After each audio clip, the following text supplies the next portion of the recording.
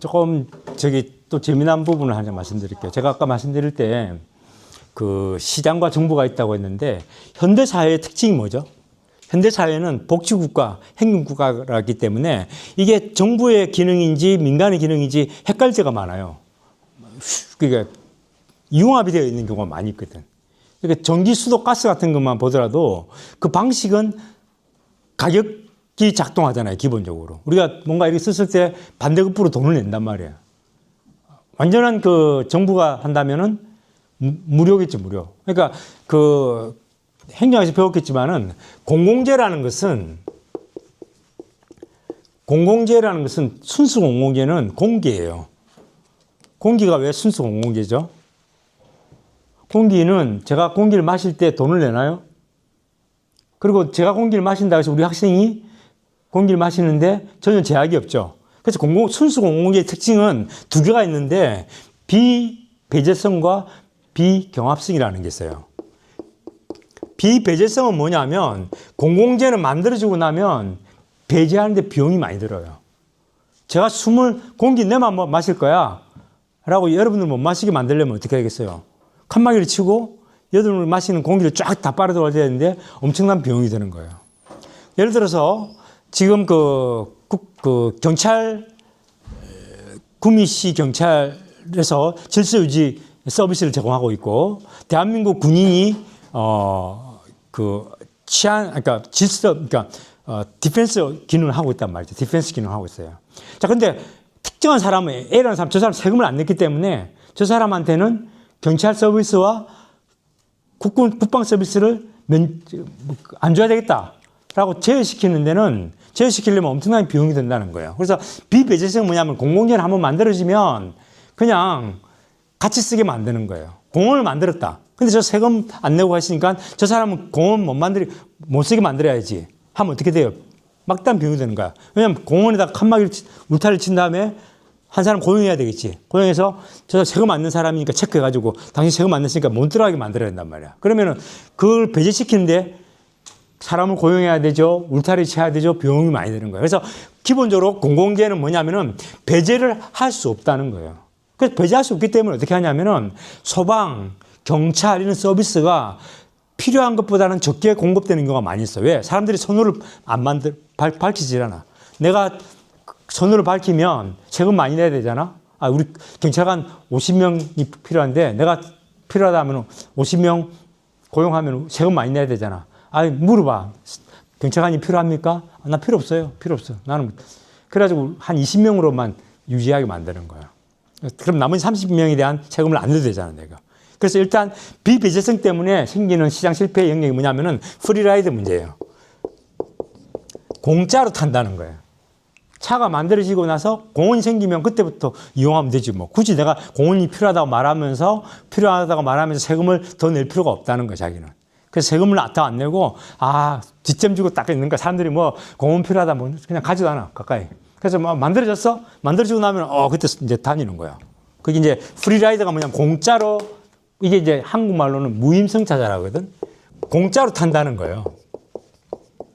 사유재는 어떻게 돼? 경합성이 있어. 내가 쓰면 쓴 만큼만 제하고 나머지만 써야 되는 거야. 사과를 먹으면 내가 반을 먹고 주면 반밖에 못 먹어. 공공재는 내가 반을 먹고 줘도 하나가 돼버려. 예. 비배제성과 비경합성을 가진 공공재인 경우의 특징이 뭐냐면은 이런 공공재는 시장에 두면 어떻게 된다고? 시장에서 공급을 안 해. 비용을 내기 싫기 때문에, 세금 내기 싫기 때문에. 그래서 주로 얘들 이제 공공재 같은 경우는 마켓 밸류라고 하거든. 시장 실패라고 해. 가만히 두면은 이런 어떤 무임승차 공짜로 타는 사람도 있고 이렇게 도덕적 해이의 문제가 생긴단 말이죠. 요거는 이제 어떤 경제학이나 행정학에서 배워야 되는 이론이니까 제가 이제 요런 거 기초적인 것을 하고 이제 행정법을 보자는 거예요. 자, 그러면은 아까 행정 주체가 권리 의무, 이게 인격을 가지고 권리 의무에 귀속하는 어떤 그릇이라고 표현했단 말이에요. 그런데 이 그릇이 뭐 움직이니까 청이 이제 움직이는데 시도지사, 시장, 군수, 구청장, 장관, 대통령 이렇게 어떤 기관들이 있단 말이야. 기관 중에서 직인을 갖고 있는 기관들을 행정청이라고 하는데 이런 행정청이 일차적으로 해야 되는 일이 뭐냐면, 공공재를 생산하고 공급하는 일이에요. 국방부 장관의 목적은 뭐냐면 대한민국의 안보를 지키는 거지. 대한민국 안보 지키려면 특정한 한 사람이 중요한 게 아니고 비무장지대에서 잘 지키고 뭐 적군이 내려오는지 보고 뭐 어떻게 이게 항상 미사일 같은 거 있는지 저 포문을 열었는지 이런 것도 관찰하고. 그 말은 뭐냐면은 집합적인 이 공공의 이익. 헌법에는 뭐라고 되어 있냐면 질서유지, 공공복리, 국가안전보장, 질서유지. 그래서 행정부가 하는 1차적인 역할은 뭐냐면 공익을 보호하는 거야. 아시겠어요? 이렇게 그거는 이제 그렇게 헌법 제37조 제2항에 따라서도 국가안전보장, 질서유지, 공공복리 요게 크게 보면 공익이고, 우리 아까 제가 행정학이나 경제학에서도 말할 때 있는 시장 실패의 문제는 다 공공재적 성격에서 나오니까 전체를 보는 거야. 가능하면 행정은 특정한 사람을 보면은 혜택을 주는 개념이 되기 때문에 가능하면 전체 공동체에 있는 사람을 보고 일을 한단 말이야. 국방부 하면은 전체 국민을 위한 국방, 모든 국민을 위한 국방. 예를 들면은 산업자원부 같은 경우도 특정한 기업에 대해서 뭐 진흥을 해주는 것도 하긴 하지만은 가능하면 대한민국 전체의 산업 발전을 위해서 일을 해야 되는 거야. 특정한 사람한테 혜택을 주거나 특정한 사람한테 불이익을 주는 것보다는 공익을 위해서 어쩔 수 없이 혜택을 주거나 보조금을 주거나 규제를 할 수는 있지만 1차적인 공공조직의 행정청의 1차 목표는 뭐라고? 무조건 공익을 프라이어리티에 둬야 돼. 공익. 사익을 우선하는 거 아니에요. 사익을 우선하는 건 뭐냐? 사측사치 원칙. 그거는 민법이나 민사법에서 해결한 문제예요. 기본적으로는. 그런데 그래서 공공재인 공법 관계에서는 공익을 우선한다는 거예요. 그래서 나중에 제가 이제 그 PPT를 보면서 그 현행법을 보여주겠지만, 현행법 보시면 주로 어떻게 되냐면은 경찰관직무집행법도 어떻게 되어 있어요? 위험 방지 이렇게 되어 있다고. 특정한 사람의 뭐 범죄인으로부터 피해자를 보호 이런 건 이제 물론 들어가면 나오지만은 기본적으로는 위험 방지예요. 위험 방지와 질서 유지, 집회 시위했을 때, 아니면 교통 질서, 안전 질서, 전체적인 집합적인 어떤 그 공익을 보존하는 거야. 근데 구체적으로 이제 하다 보면은 이제 개별적인 이익을 보호해 줘야 될 때도 있지만은 기본적으로는 전체가 모여 있는 공동체의 이익을 보호하는 것이 행정청의 역할이다. 그래서 공익을 보호하다 보니까 개인이 누리는 해피니스가 있어요. 있겠죠? 예를 들어서 우리나라가 국방이 되게 잘 돼 있어. 아니면 우리나라가 경찰 행정이 참 잘 돼 있어. 다른 나라보다. 그러면은 밤길에도 막 안전해. 외국 가면은 밤길 위험해요. 그 밤에는 잘 안 다녀. 그러니까 위험하단 말이에요. 근데 이제 사실 우리나라는 경찰 조직이 서비스도 잘 돼 있고, 뭐 CCTV도 잘 돼 있고, 나름대로 안전한 편이죠. 밤에도 그나마 잘 다니잖아요. 밤 11시, 12시 돼도 뭐 크게 이렇게 다니는데 문제가 없다고요. 그래서 누리는 내 이익. 대한민국이 미국보다 좋고, 치안이 뭐 다른 나라, 뭐 동남아보다도 좋다라는 거는 뭐야? 실질적으로 제가 내 기본권이 보장이 되는 거죠. 잘 봐야 돼. 국가가 공익을 보존하는 바람에 사이드 이펙트로 내가 이익을 누리는 거야. 그거를 뭐라고 하냐면은 반사적 또는 사실상의 이익이라고 그래. 법적 이익이 아니야. 법적인 권리는 뭐냐면은 법으로 그 이익을 보장해 주는 거예요. 너는 이런 권리가 있어 하고 딱 찍어주는 거야. 너는 자유권이 있어. 언론 출판의 권리를 가짐. 딱 이렇게 찍어줘. 그거는 뭐냐면 법적으로 보호하는 이익을 공권이라고 해요. 공권. 공권 또는 사건이 있죠. 사건은 뭐냐면 개인 간의 관계, 사법, 프라이빗한 관계에서의 권리를 사건이라고 하고, 사건은 뭐야? 아까 예를 들면은 물건을 사고 팔고 할 때 물건을 넘겨주고 돈을 받을 수 있는 권리. 그러니까 그 채권을 가진다든지, 뭐 이런 거 물건을 가진다든지 이런 게 사건이고, 공권은 뭐냐면 행정법 관계에서, 행정청과의 관계에서 내가 가진 권리를 말하는 거야. 내가 행정청한테 야, 나 지금 헌법상에 청구권이 있어. 나는 헌법상에 투표권이 있어. 참여권이 있어. 나는 헌법상에 자유권이 있어. 나는 헌법상에 사회적 기본권을 가지고 있어. 법에서 딱 법 몇 조에 따라서 나는 권리를 가지고 있지. 그렇게 법이 보호하는 이의, 법이 정확하게 너는 이런 일을 가진다 라고 딱 적어준 거야. 공권이고요. 반사적 이익은 뭐예요? 법에 아무리 뒤져도 내 권리라고, 개인 권리라고 적혀져 있지 않아. 그렇지만은 우리나라는 경찰관이 치안이 잘 움직여서 경찰 행정이 좋아서 경찰관님들이 사명의식을 가지고 공익 활동에 충실해 가지고 술자 활동도 자주 돌고 뭐 이렇게 하면서 우리나라 치안이 안정이 되는 바람에 나는 밤늦게 다니고 있어. 근데 법에 보면은 대한민국 국민은 밤늦게 다닐 수 있는 권리를 가진다라는 없지만은 사실상 나는 밤에 안전하게 다녀. 대한민국에서는 별로 그 어떤 위기감을 못 느껴. 지금 우리나라의 치안이 내가 좋아서 내가 이익을 보는데 그렇지만 법 조문 어디에 봐더라도 대한민국 국민은 밤길 다닐 때 경찰관의 위험 방지에 대해서 그 권리를 가진다. 조항이 없단 말이에요. 권리가 없다는 거예요. 법으로서 정해진 그 이익을 법이라는 이름으로 왁굴 짜가지고 당신은 이런 권리가 있습니다 하고 이런 이익이 있습니다 하고 법으로 딱 보장해주는 법적 권리가 없다는 거예요. 법적 권리는 없지만 내가 사실상 반사적으로 이익을 누리는 경우가 있어. 그걸 반사적 이익이라는 거야. 그래서 공권과 반사적 이익은 이것이 법으로 보장하는 권리인가 아니면은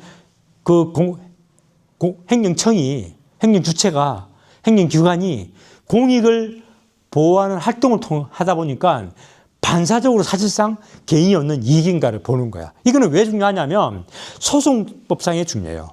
내가 밤늦게 새벽 2시에 다니다가 소매치기 당했다. 그래놓고 이제 그러는 거야. 이거 새벽 2시에도 나는 밤늦게 다닐 수 있는 권리가 있는데 경찰관이 밤늦게 순찰을 제대로 안 되는 바람에 내가 소매치기 당했어요. 이 소매치기는 뭐야? 결과적으로 경찰관이 제대로 순찰을 안 돌았기 때문에 내가 내 권리를 침해당한 거야. 하고 판사한테 가서 판사님 제가 이번에 새벽 2시에 돌아다니다가 30만 원 소매치기 당했는데 이거 내 권리 침해인 거야. 국가가 배상해 줘야 되겠습니다. 국가가 제대로 순찰 안 들은 바람에 내 30만 원이 누가 들고 갔어요. 국가가 그 사람 잡아서 30만 원 이렇게 다시 받는 거는 둘째 문제로 치고 국가배상법에 따라서 나한테 국가가 제대로 못했으니까 내 권리를 침해되겠으니까 30만 원 일단 무조건 주세요. 라고 소송을 제기할 수 있어요.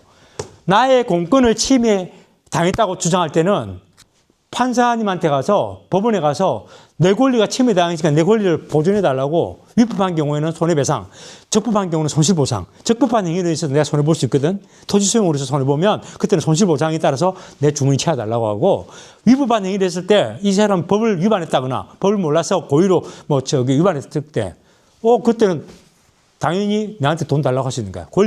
내 권리가 침해당했을 때는 내 권리의 침해에 대한 보존을 해달라고 요구할 수 있는 게 소송법상 가능하다는 거야. 행정소송법, 행정심판 그거랑 연결되는 개념이에요. 그래서 공권이 있다, 반사적 이익이 있다. 요거는 뭐냐면은 공권이 있다고 하면은 그 공권에 대해서는 개인은 국가에 대해서 청구할 수 있는 권리가 있어요. 보장받는 거야. 내 권리인데 왜 내 권리를 이렇게 되는 거야. 제가 PPT로 이제 곧 보여드리겠지만은 시험 문제 단골로 옛날에 나온 게 있어요. 공유 목욕장이라고 표현이 돼 있을 거야. 목욕탕 만들려고 합니다 하면은 이렇게 보고 어떻게 해요? 허가를 내주겠죠. 그래요. 영업의 자유가 있으니까. 헌법상에 영업의 자유가 있기 때문에 웬만하면 기준에 맞춰서 만들면은 못하게 안 한다고요. 못하게 안 하고 이제 허가를 내줘. 허가를 자꾸 내주는데 이제 너무 붙어 있으면 서로 과잉 경쟁을 하고 하니까 그냥 200m 거리를 이제 내부적으로 만들었단 말이에요. 행정청이. 만들어서 이제 예를 들어서 어떤 사람이 200m 이내에 하나를 만들었는데 허가를 줬어. 행정청이. 그러니까 이 사람이 뭐냐면 기존에 있던 사람이 딴 데는 다 2m 지켜가지고 허가 줬는데 이것도 허가 주지 마라. 나 이거 만들면은 기존 내업자의 내 영업에 손해보잖아. 라고 소리 제기한 거야. 판사한테. 판사님 이거 못하게 해주세요. 나 지금 영업 지금 침해됩니다. 이러는 거야. 판사가 뭐라고 했냐면은 이거 거리제한은 권리가 아니야. 그냥 내부적으로 질서를 유지하게 만드는 거고 반사적 이익에 불과해. 거리제한을 둠으로써 기존의 업자가 누릴 수 있는 이익은 법이 보호하는 이익이 아니라 그냥 공익을 달성하기 위한 행정청의 행위로 인해서 받는 반사적 이익에 불과해. 따라서 네가 말하는 새로운 업자에 대한 신규 허가를 해주지 말라는 그 요구는 해줄 수 없어. 받아줄 수 없어. 라고 하는 판례가 있어요. 지난 시간에 말씀드린 것처럼 행정국가화 되면서 행정 영역이 너무 넓어진 거예요. 그 입법부에 있는 300명의 국회의원이 그걸 다 규제하기 힘든 거야. 다 규제하기 힘들다 뭐 큰 틀만 딱 짜놓고 나머지 세부적인 건 어떻게 돼요?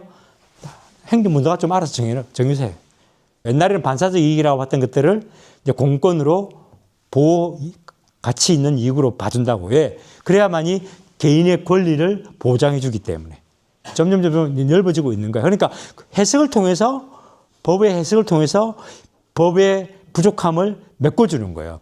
공권과 반사적 이익이라는 어떤 이 가름말을 산 때 점점 이제 반사적 이익을 공권으로 보는 영역이 넓어짐으로써 개인의 권리와 이익을 법적으로 보호해주는 쪽으로 가고 있다. 이런 게 이해하시면 되고, 환경법 같은 경우 내가 맑은 물 공급 정책, 환경부, 기후부, 지금은 기후부라 하지만 옛날에 환경부가 맑은 물 공급 정책이라는 게 있어요. 그래서 옛날에는 낙동강 폐로 사건 때문에 부산 경남에서 물도 못 먹고 건강에 위험하다 해가지고 이게 수자원 이용에 대한 갈등이 있었단 말이에요. 그러면은 부산 경남 지방에서 맑은 물을 먹을 수 있는 권리가 있냐? 아니면 맑은 물을 먹을 수 있는 반사적 이익에 불과한가? 그것도 쟁점이 되는 거야. 그런데 주로 이제 맑은 물 상수원 보호 정책은 뭐냐면 국가가 국민의 보건, 맑은 환경을 누릴 수 있는 환경권을 헌법상의 환경권을 보장해 주시기 어떻게 하기 위해서 어떻게 해요? 비배제성과 비경합성이 있는 공공재를 생산, 공급한다는 측면에서 보기 때문에 맑은 물 공급 정책, 대기 보존 정책, 수질리 정책 이런 것들은 공익 보존을 목적으로 한다 보는 거예요. 그래서 맑은 물 공급 정책 같은 경우를 통해서 정부가 맑은 물 공급 정책을 제대로 했으면 부산 경남 국민들이 맑은 물 먹을 수 있었을 텐데 국가 배상하세요. 위법하겠으니까 라고 못한다는 거야. 반사적 이익에 불과하다는 거야. 물론 국가가 맑은 물을 제공하기 위한 정책을 잘 집행하는 것은 중요하다. 그러나 공익 달성을 위한 활동을 조금 적게 해서 생기는 피해는 개인이 감수해야 되는, 수용해야 되는 반사적 이익에 불과한 것이지 권리가 침해되는 것은 아니다. 환경에 관한 것들은 주로 공익에 관한 것이기 때문에 1차적으로 공익에 관한 것들로 얻는 이익은 반사적 이익이 된다.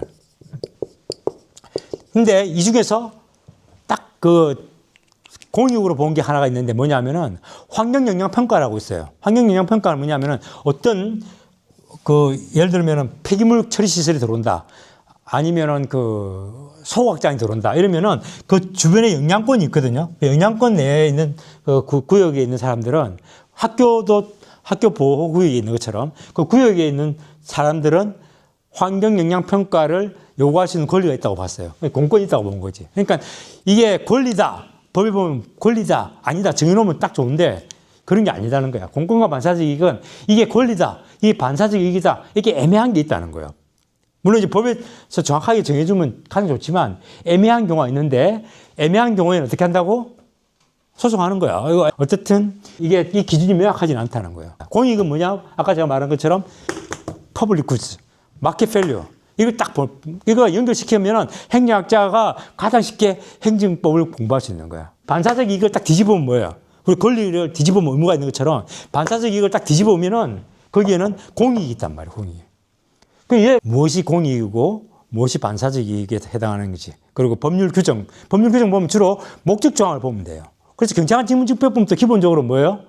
경관법도 기본적으로는 뭐냐면은 공권에 관한 게 아니고 반사적 이익에 관한 거예요. 왜?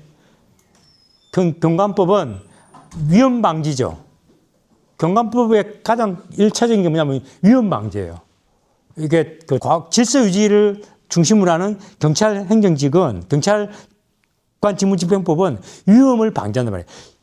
현재의 위험과 미래의 위험을 그리고 과거의 위험을 제거해주고 이런 것들의 위험 방지이기 때문에 특정한 개인에게 경찰권을 행사하지는 않아요. 그런데 계속 전화했어 제가. 위험해요. 하고 제가 전화를 계속 하면서 수차의 신고가 접수되었어. 그런 경우에는 어떻게 돼? 경찰권은 일반적인 위험 방지 역할을 하기 때문에 특정한 개인의 위험에 대해서 구제해 줄 의무는 없는 거예요. 원칙적으로는. 그렇지만 전화가 뭐 몇 회 이상 왔고, 그리고 임박한 위험으로서 충분히 경찰관이 인지할 수 있을 정도의 위험으로서 그 위험이 특정화되면 어떻게 돼요? 이때는 반사적 이익이 아니라 공의무가 되는 거야. 경찰관이 그때 제때 출동하지 않아서 생명과 신체와 재산의 피해를 봤다. 이러면은 그때는 어떻게 할 수 있을까? 이렇게 되면 국가배상 청구를 할 수 있는 거야. 112에 전화를 제가 수십 차례 전화했고, 그리고 내 위치도 다 말해줬고, 전화로 위치 추적도 해서 충분히 내 신체와 재산과 생명을 보호할 수 있는 어떤 그 특정화된 상황이었는데도 불구하고 경찰관이 그 신고를 무시했다거나 결과적으로 뭐 이렇게 이제 생명이 위험을 받았다 이러면은 그런 경우에는 그 오판 112 저기 그 경관이 오판했다거나 아니면 출동이 제대로 이루어지지 않았다거나 적절한 경찰관이 그 위험의 방지에 개입해서 반사적 이익의 공권으로 변했는데도 불구하고 출동하지 않아서 이 위험을 방지해서 이 위험을 예방했어야 되는데도 불구하고 하지 않았다. 그래서 의무가 있었는데 행정개입 청구권이라는 그 개인은 공권을 가지는 거고 청구권이 있으니까 청구를 하면은 개입해달라고 청구를 했어. 그러면은 반대는 의무가 있어. 청구를 받은 그 공의무를 가진 경찰관은 출동해서 그 의무를 성실하게 이행해야 되는데 내가 피해를 봤으니까 국가배상 청구를 요구합니다. 그때 판사가 보면서 맞아. 경과법은 그래 반사적 이익이 맞지. 그렇지만은 청구권을 무시하는 바람에 공권을 무시했기 때문에 이 반사적 이익이 공권화 됐는데 보호 이익이 됐는데 안 했기 때문에 배상 얼마 주라 이렇게 할 수 있단 말이에요. 그 말은 뭐냐면은 반사적 이익과 공권이라는 게 어떻게 된다고요? 그때 그 구체적인 판결하는 그 상황이나 여건이나 시점에 따라서 이게 변화 가능성이 있다는 거예요. 그래서 행정 개입 청구권이나 재량권 영으로 추측 이런 것들이 이제 학설이 나오는 거야. 재량이 영으로 추측한단 말은 재량이 이만큼 있다가 이렇게 수축한 거야. 0이나 제로란 말이잖아. 재량이 없단 말은 뭐냐면 반대로 하면 기속행위거든. 재량이 없단 말은 뭐냐면은 출동해야 되는 거야. 출동해도 되고 안 해도 돼. 경찰관이 봤을 때 이거는 출동해도 되고 안 되는 판단의 여지가 있다고 부르거든. 그래서 이거 여기까지 출동하면 이거 못하니까 이렇게 이제 나름대로 재량이 있다고 판단의 여지가 있다고 보는데 어떤 특정한 상황에서는 쫙 이제 재량권이 없으시면은 상대방은 권리를 가진 것이고 나는 경찰관은 의무를 지게 되는 거야.